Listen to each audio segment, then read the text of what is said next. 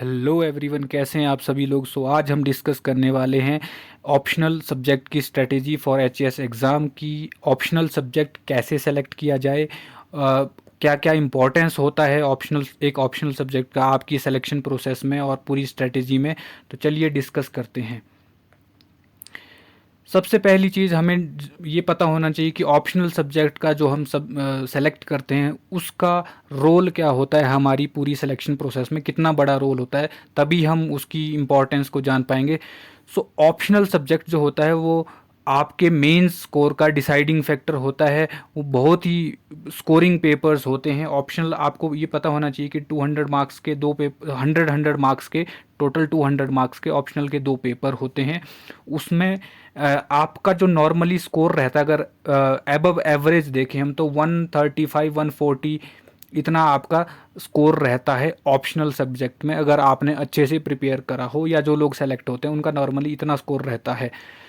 तो अगर हाँ इसको अगर आप जीएस स्कोर से, जो जीएस के पेपर्स होते हैं वो भी 200 मार्क्स का होता है, तो उसमें हार्डली 100 मार्क्स आपके आते हैं। तो देख लीजिए आप, अगर आपका एज क्रिएट होगा, अगर आपका जो गैप क्रिएट होगा तो वो ऑप्शनल सब्जेक्ट में क्रिएट होता है। जीएस में जनरली स्कोर ज़्यादा वेरिएशन नहीं होती है टॉपर्स के, और जो लोग सेलेक्ट नहीं होते उनका वेरिएशन कहाँ आती है, ऑप्शनल सब्जेक्ट में। तो ये आपको पता होना चाहिए, ऑप्शनल सब्जेक्ट बहुत ही ज़्यादा इंपॉर्टेंट रोल प्ले करता है। दूसरी चीज़ जो ऑप्शनल सब्जेक्ट से रिलेटेड है वो है, जो एडवांटेज है इनकी, वो है कि ऑप्शनल सब्जेक्ट का अगर आपने सिलेबस कर लिया, एक बार कंप्लीट कर लिया, तो उसके जो क्वेश्चंस आते हैं वो बहुत ही प्रेडिक्टेबल लाइंस पे होते हैं। क्योंकि जो ऑप्शनल के पेपर्स होते हैं, एक तो उसमें चॉइस होती है, उसमें 8 क्वेश्चंस होते हैं, उसमें से आपको 5 करने, जो कि जीएस में नहीं होती है। अगर जीएस की कंपैरिजन में हम एडवांटेज इसकी देख रहे हैं तो आपको 5 क्वेश्चन करने हैं, और एक तो सफिशेंट ऑप्शन चॉइस है आपके पास, यहाँ पे आप छोड़ सकते हैं जो क्वेश्चन आपको नहीं आता। दूसरा, अगर आपने एक बार जैसे मैंने डिस्कस किया अभी कि एक बार कर लिया जीएस में, देखो अगर मान लो स्पेस स्पेस टेक्नोलॉजी एक टॉपिक है, तो आप उसमें क्या क्या पढ़ेंगे। Space technology in women empowerment आपको क्वेश्चन आ सकता है। Space technology in farmer income को इम्प्रूव करने के लिए क्या किया जा सकता है स्पेस टेक्नोलॉजी से, या सैटेलाइट्स के बारे में कुछ पूछा जा सकता है, या रिसेंट लॉन्चेस कौन कौन सी हुई हैं। तो आपको इतना सारा एक टॉपिक के लिए पढ़ना पड़ेगा। पर अगर आपने कोई ऑप्शनल सब्जेक्ट का कुछ एक टॉपिक कवर कर लिया, तो मैक्सिमम चांसेस हैं, 95% चांसेस हैं कि क्वेश्चन उसी से आएगा जो आपने पढ़ा है। तो ये बहुत ही आप प्रेडिक्ट कर सकते हैं इसमें क्वेश्चंस, जीएस में ऐसा नहीं कर सकते आप लोग।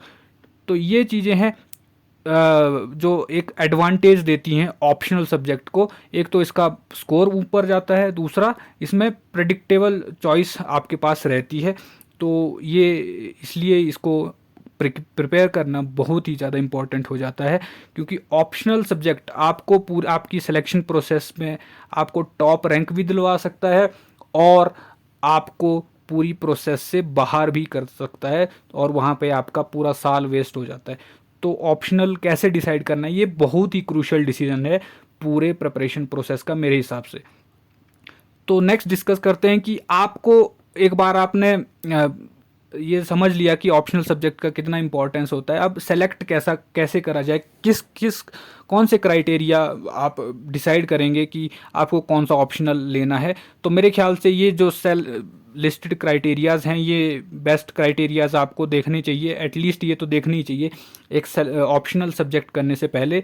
आपका जिस फील्ड में ग्रेजुएशन हुआ है, जिसमें आपने अपनी ग्रेजुएशन की पढ़ाई करी हुई है, अगर वो सब्जेक्ट वहाँ पे इनकी कमीशन की साइट में अगर वो ऑप्शनल सब्जेक्ट अवेलेबल है, फॉर एग्जांपल किसी ने बीएससी करा है इन मैथमेटिक्स, तो वो मैथमेटिक्स ले सकता है अगर उसका स्ट्रांग पॉइंट है तो। अदरवाइज ज़रूरी नहीं है।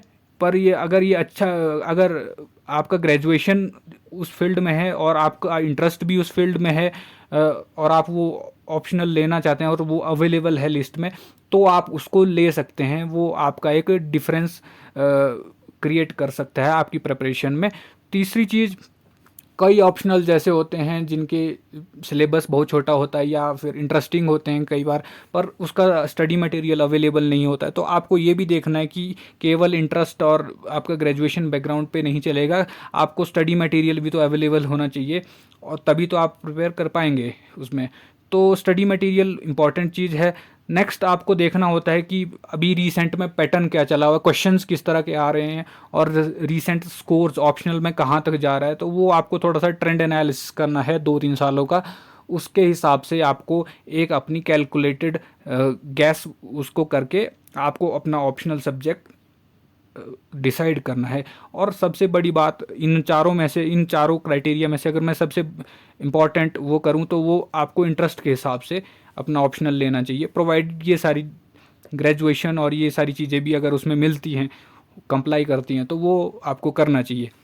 देखिए, पूरी प्रोसेस में, पूरी सिलेक्शन आपकी प्रिपरेशन प्रोसेस में एक अच्छा ऑप्शनल आपको एक अच्छी रैंक देता है, जो आप जिससे आप को अपनी जो डिज़ायर्ड पोस्ट या डिज़ायर्ड रैंक जो आपको मिलता है वो ऑप्शनल दिला सकता है।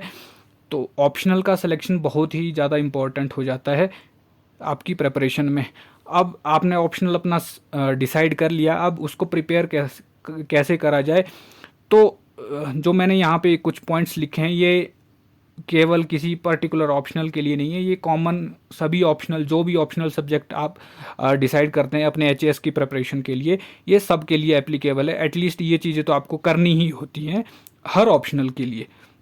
इसमें क्या है, सबसे बड़ी गलती जो लोग करते हैं, जैसे आदत पड़ी हुई होती है कि जीएस पढ़ते हैं, पॉलिटी, हिस्ट्री, इकोनॉमी सारे पढ़ते हैं। तो हम क्या करते हैं कि जब हम ऑप्शनल का एग्ज़ाम देते हैं तो कहीं ना कहीं वो एक जर्नलिस्ट ट्रेंड हमारे जो आंसर्स लिखते हैं उसमें आ जाता है। आपको ऑप्शनल में जर्नलिस्ट नहीं होना है, आपको स्पेशलिस्ट होना है। तो ऑप्शनल सब्जेक्ट का मोटिव ही यही है कि you are suppose to be specialist in your field, in your domain. जो आपने ऑप्शनल लिया है उसमें आपको इन डेप्थ नॉलेज होनी चाहिए ग्रेजुएशन लेवल की। तो उसमें जर्नलिस्ट आंसर से नहीं चलेगा, आपको अकॉर्डिंगली मार्क्स भी वैसे ही मिलेंगे। तो आंसर स्पेसिफिक वो लिखने हैं, टेक्निकल जिसको बोलते हैं कि टेक्निकल अपनी फील्ड में वो ऐसे आंसर लिखने हैं, जर्नलिस्ट आंसर से नहीं चलेगा। दूसरी चीज़ लोग गलती करते हैं कि क्योंकि ऑप्शनल में चॉइस होती है, क्वेश्चन 8 होते हैं टोटल, उसमें से आपको 5 करने हैं, तो लोग स्किप कर देते हैं यूनिट्स की, चलो इसको छोड़ दो कवर करने के चक्कर में।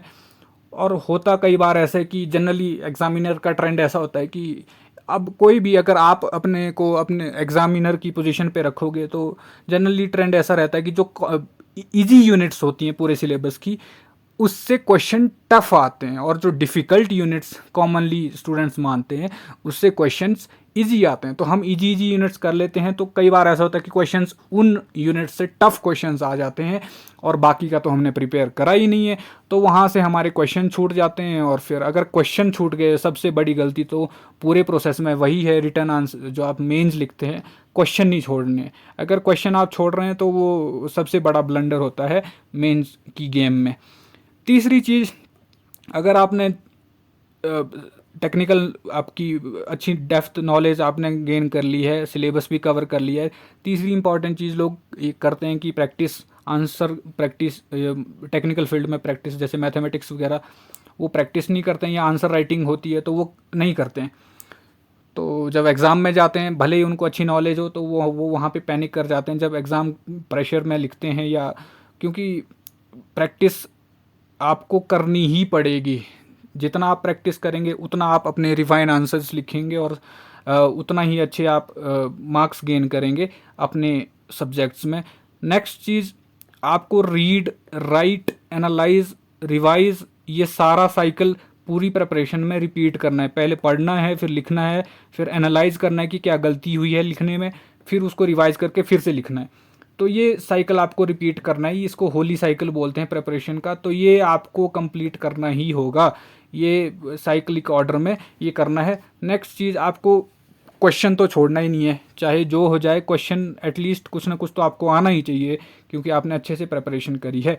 तो ये कुछ पॉइंट्स हैं जो भी ऑप्शनल, सभी ऑप्शनल के लिए एप्लीकेबल हैं, जो भी ऑप्शनल हो आपका, ये एप्लीकेबल हैं सभी ऑप्शनल्स के लिए।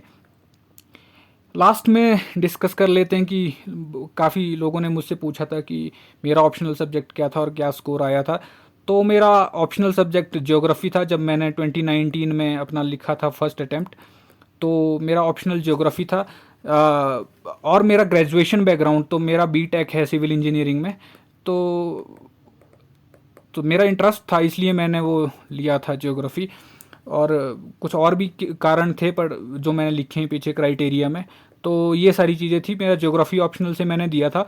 और मेरा स्कोर अप्रॉक्सीमेटली एग्जैक्ट मुझे याद नहीं है, 134, ये सेकंड हाईएस्ट था उस टाइम में। ये कुछ ऐसा था दोनों पेपर में, कुछ 69 + 65, 134 ये था मेरा स्कोर पेपर 1 में, पेपर 2 में। तो स्ट्रेटेजी कॉमनली जो हमने थोड़ा डिस्कस भी कर लिया है, कॉमन पॉइंट्स। मेनली आपको ये करना है कि आप अपना ऑप्शनल, एक बार आपने अपना स्ट्रॉन्ग पॉइंट ले लिया, उसके बाद आपने उसमें आपका प्राइम एम क्या होना चाहिए, आपको टॉप 1 2 3 ये रैंक्स अपने सब्जेक्ट में लाने हैं। क्योंकि मैंने देखा है कि आपका ऑप्शनल भले जो भी हो, बट अगर आपके जीएस में एवरेज मार्क्स हैं तो ऑप्शनल में अगर आपके अपने सब्जेक्ट में टॉप मार्क्स हैं तो आपका सिलेक्शन निश्चित है, प्रोवाइडेड इंटरव्यू भी आपका अच्छा हो। तो आपका सिंपल एम ये होना चाहिए जब आप अपना ऑप्शनल सब्जेक्ट सेलेक्ट कर रहे हैं कि आपको उसमें टॉपर बनना है। आपको अपने जो आपका सब्जेक्ट है उसमें आपके टॉप मार्क्स होने चाहिए। सो आपके अपने सब्जेक्ट में आपकी बेस्ट प्रिपरेशन होनी चाहिए पूरे स्टेट में। तो ये आपका एम होना चाहिए पूरी सिलेक्शन इसकी ऑप्शनल सब्जेक्ट की सिलेक्शन प्रोसेस में। तो आई होप आपके कुछ डाउट्स क्लियर होंगे ये वीडियो देखकर। So thank you all.